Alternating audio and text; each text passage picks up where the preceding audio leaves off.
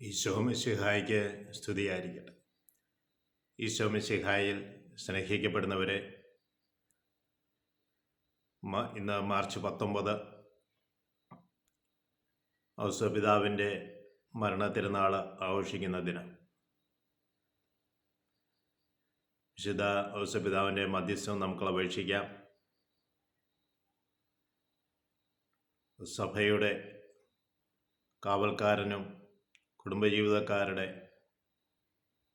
കാവൽക്കാരനും കന്യകളുടെ കാവൽക്കാരനുമായ വിശുദ്ധ ഔസപിതാവെ, ഞങ്ങൾക്കും സഭയ്ക്കും ഞങ്ങളുടെ കുടുംബത്തിനും ഞങ്ങളുടെ മക്കൾക്കും വേണ്ടിയും ദൈവസന്നിധിയിൽ പ്രത്യേകം മധ്യസ്ഥം വഹിക്കണമേ.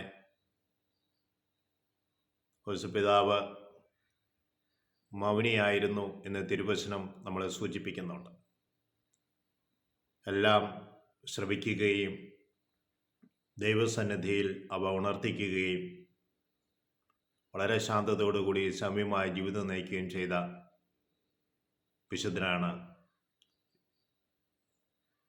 മാർ ഔസപിതാവ്. ഔസപിതാവിനോട് നമുക്ക് കൃത്യമായി മധ്യസ്ഥം വഹിക്കാം. ഞങ്ങളുടെ കുടുംബങ്ങളെ അനുഗ്രഹിക്കുവാൻ വേണ്ടി എപ്പോഴും മധ്യസ്ഥം വഹിക്കാൻ നമുക്ക് പ്രാർത്ഥിക്കുകയും ചെയ്യാം. ഈ ദിവസങ്ങളിൽ വിശുദ്ധ കുർബാനയിൽ സംബന്ധിച്ച് കൃത്യമായി പ്രാർത്ഥിക്കാം. ദൈവം നമ്മളെവരെയും അനുഗ്രഹിക്കട്ടെ എന്ന് പ്രാർത്ഥിക്കുന്നു. പിതാവിനും പുത്രനും പരിശുദ്ധാത്മാവിനും സ്തുതി. ഈശോ മിശിഹായ്ക്ക് സ്തുതിയായിരിക്കും.